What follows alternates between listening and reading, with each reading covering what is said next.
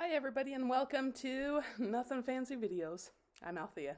Thanks so much for taking the time to join me today. I'm going to be talking to you about if you were born today, October 1st, happy birthday. I wanted to do something really quite fascinating and interesting, I hope. But I wanted to kind of give you a special little birthday present for you today. And that will be kind of the whole gist of it. Your best relationships, Libra, are with Aquariuses and with Geminis. Now, just so you know, okay, because like I always had a problem with this, so that's why I'm including it.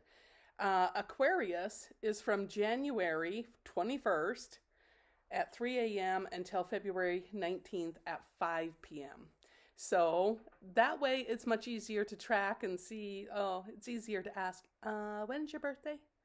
Than it is to be like, are you an Aquarius? So Geminis, May 21st at 4 a.m. to June 21st at 12 p.m.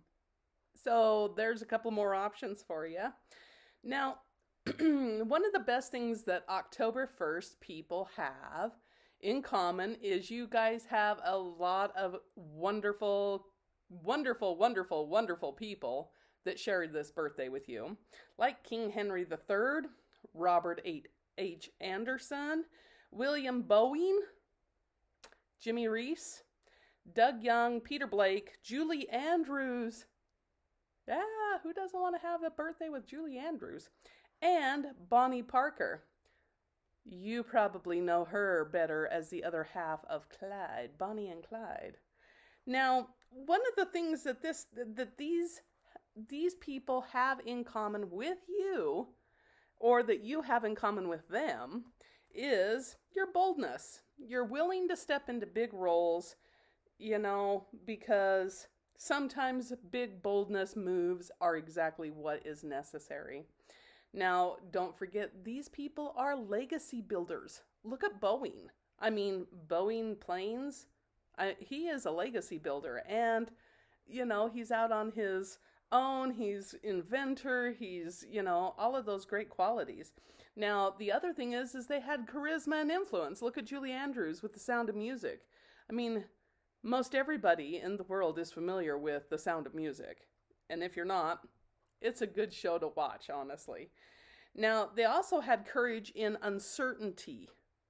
That is something where you really shine, is your ability to have courage when you're uncertain of the outcome. King Henry probably was uncertain a lot of the times during his reign. Now, the other thing is they also show complex relationships with authority. Bonnie. But also, the positive side on that is look how many times she had to think outside the box, right? So that was quite interesting, which leads us into adaptability. That is one thing that you do have is adaptability. And don't forget persistence.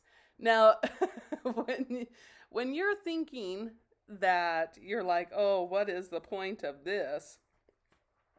Then remember, persistence does pay off eventually. Now, one of the key things for you, October 1st person, is your home is very, very important to you. And it is your strength, it's your sanctuary, it's where you go to relax and rejuvenate, or relast, that's not even a word, to relax, rejuvenate, and get ready for the next day. You're also a very giving person, but this can also tend to make you say yes too many times or to too many things, which leads you to emotional overwhelm. Don't do that. When you're in emotional overwhelm, it knocks you off balance and increases your intenseness, which that's when you start to have a little difficulty with people being around or people being around you. So being able to kind of know your limits, it's okay not to say yes to everything. And that way you can kind of save yourself from, a lot of heartache and some, complications. Now, one of the things that I thought this was so fascinating when I was researching you was learning that you can explain complex issues. Where have you been all my life? No. When you have this ability to explain complex issues to people and break it down so they understand, one of the best things that you can do with that and make it a career so you can do your passion, because I know you like explaining stuff. It's just something that you do. And if you want a teacher or a professor or maybe even something in the legal profession, but don't discount accounting. I mean, who doesn't want to be the accountant? Okay, this person. I don't want to be the accountant. That's just too much.